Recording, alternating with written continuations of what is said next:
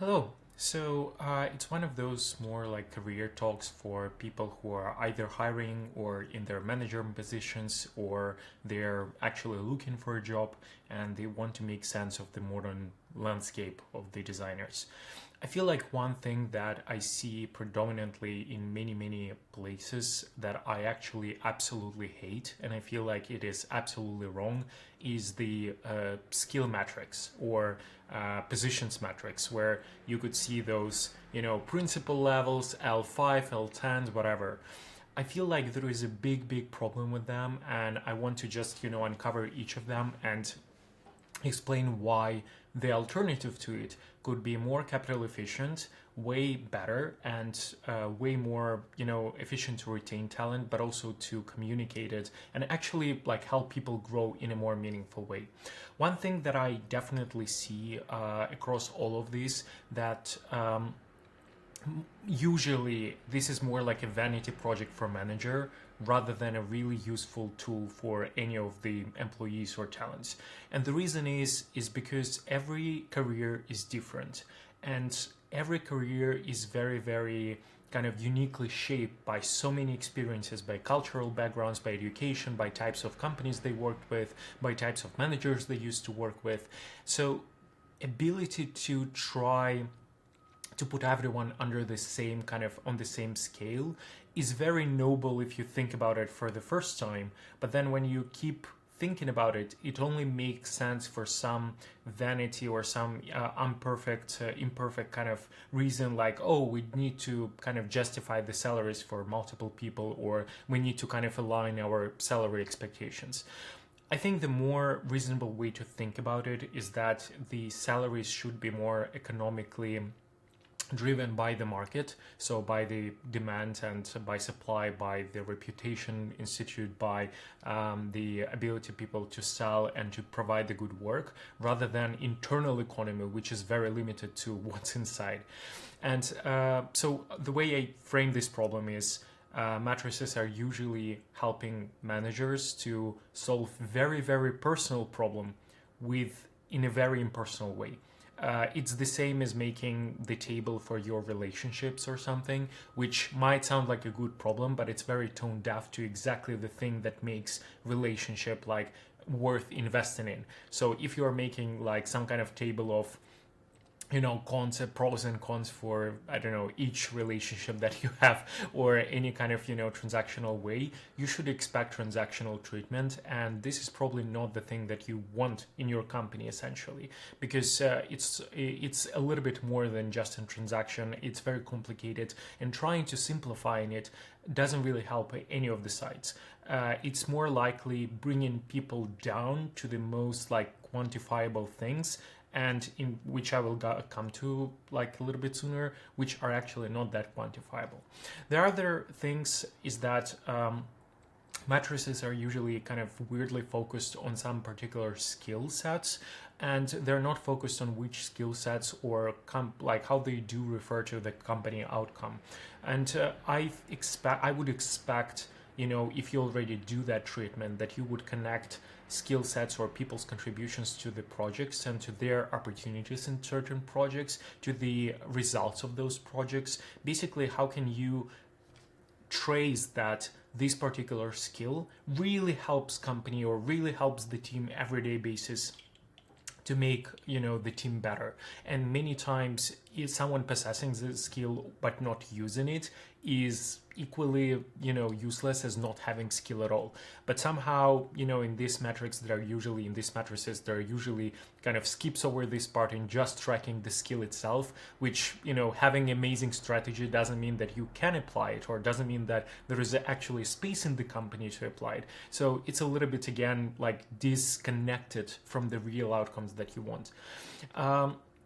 One thing that I keep saying, and I said it before, there is no like fair compensation that you can do, but there is a market compensation, and it's the fairest way we ever developed, right? The ability to sell yourself, the ability to show the skill, the ability to present things, the ability to create stories around your work. All those are important, and those are like shaping your your way a lot. And many times these things are actually blocking you from using those those unfair advantages, or not like unfair advantages, just advantages, right?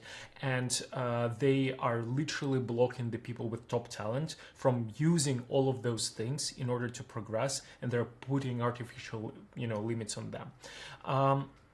Then many times you can see that those levels are not be able to be skipped. So many times if a person does an amazing work on something, they should be able to be positioned in the best place for their work to be happening, not follow some path, one after another, to have some kind of sense of, traceability of a person. The person should end up in the perfect place all the time, instead of being in imperfect place with room to growth all the time. You want person to thrive through work, not thrive through education. And this is very important, because in company, this is what should be embraced, right? The delivery of successful projects, the real work, the traceability of that real work. Ideally, you don't want put people into places where they feel bad. You want to feel people in the best places they can ever be. So they would dream to stay on those places because they value so much. And I think one of the worst kind of things is that these kind of matrices are very much designed for either generalists, where you have to kind of have amazing strategy and amazing animation skills and amazing whatever, but it's in reality you can't possess all of them. And it just optimizes people who are good at nothing or good at something but they are not already using it.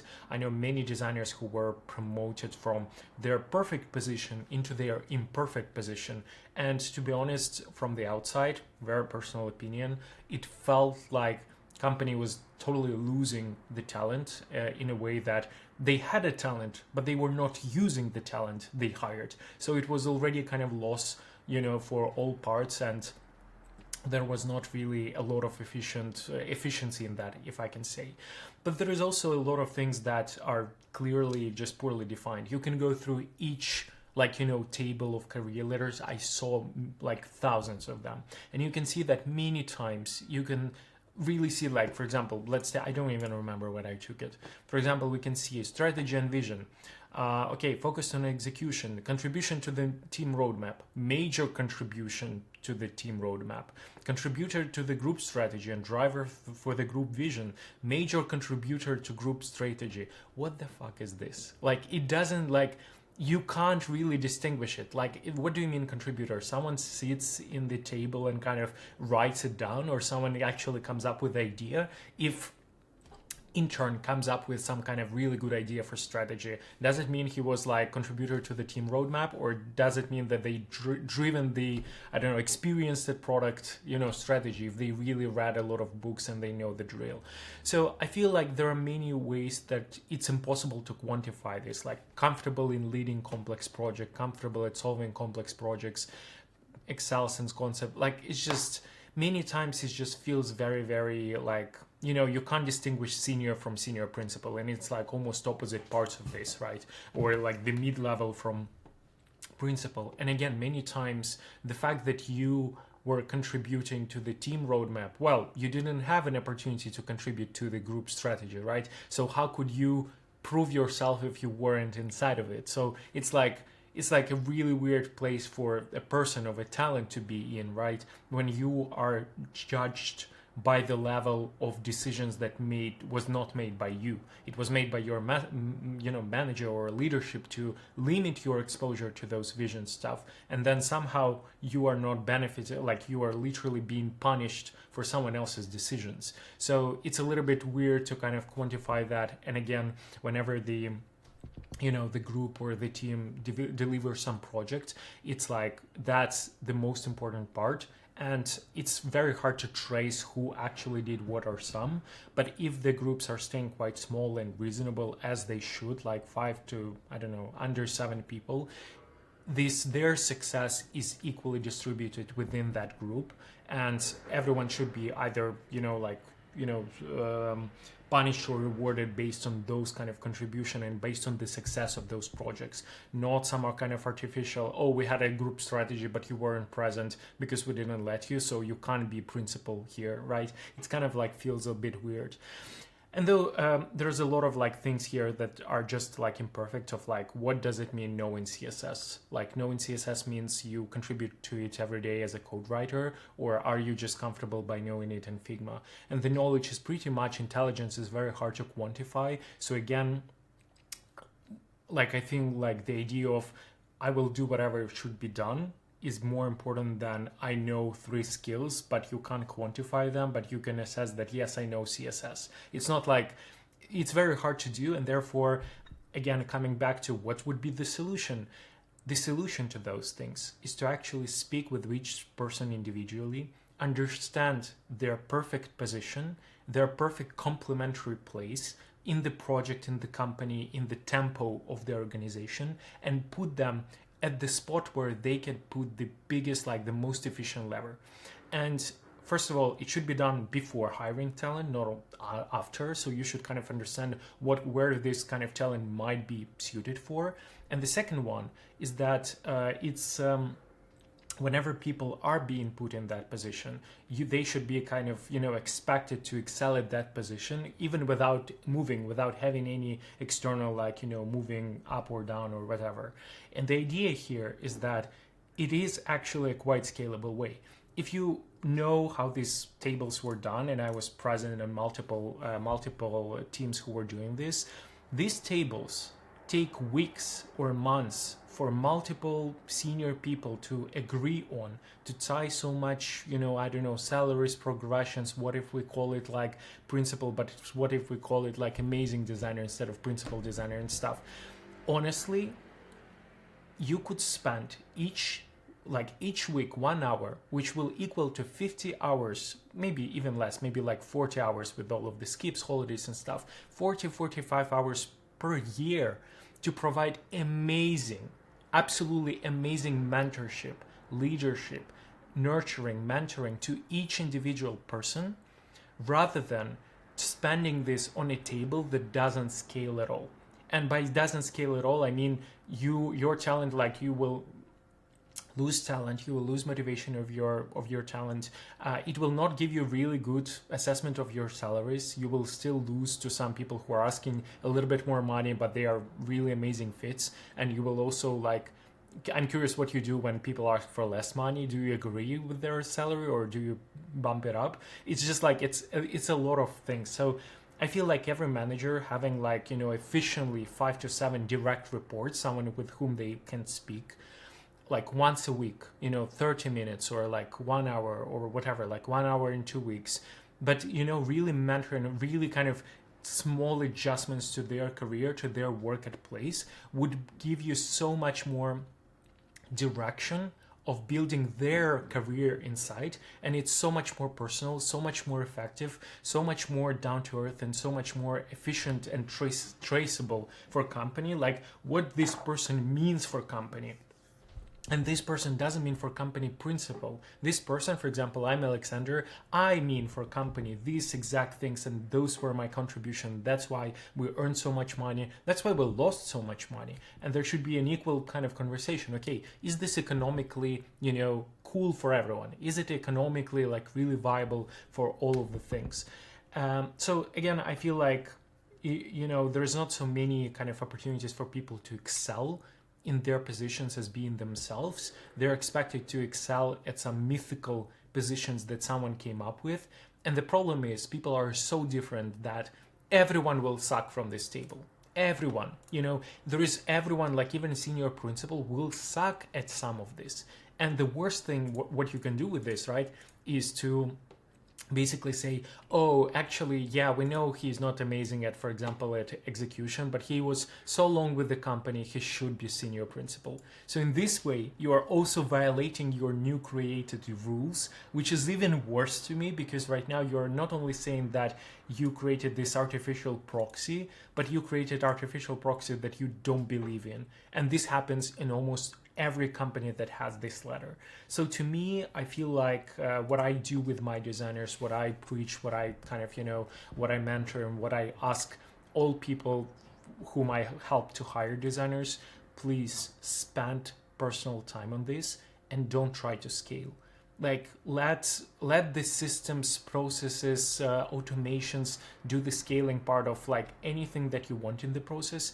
But if you want amazing talent, you want to retain them, and you want them to be excelling for your own benefit, you should treat them not only with good money and good pay, you should treat them with your attention. And I know it's expensive, and that's why you don't want to spend it on them. I know, and I know it's very painful. But if you're building leader team, like amazing team in the market, you have to spend attention. And it feels very, very unfair. Like, it's the most expensive thing you have. Yes, that's why it's such an amazing currency, and that's why people will really, really, value that, especially if you don't just visit one-on-ones. You are really contributing, you are really mentoring, fully present, like camera to camera, like person one-to-one, without looking at any other kind of materials, not shared screen, just one-on-one talk. How can you make people make more money, and how can you help them make more money by making the company more money? That's the most honest conversation that you can have, and it's the most useful one. So I feel like there is a lot of other challenges across, the permanent careership and, how they are framed. But for designers especially, I always say this, and many times I get the feedback of like, oh, but we would hire 500 designers or something. How do we, align against them? Okay, first of all, yes, you might have some kind of scalability adjustments, but still you have managers between these levels. It's not just one designer manages 500 designers.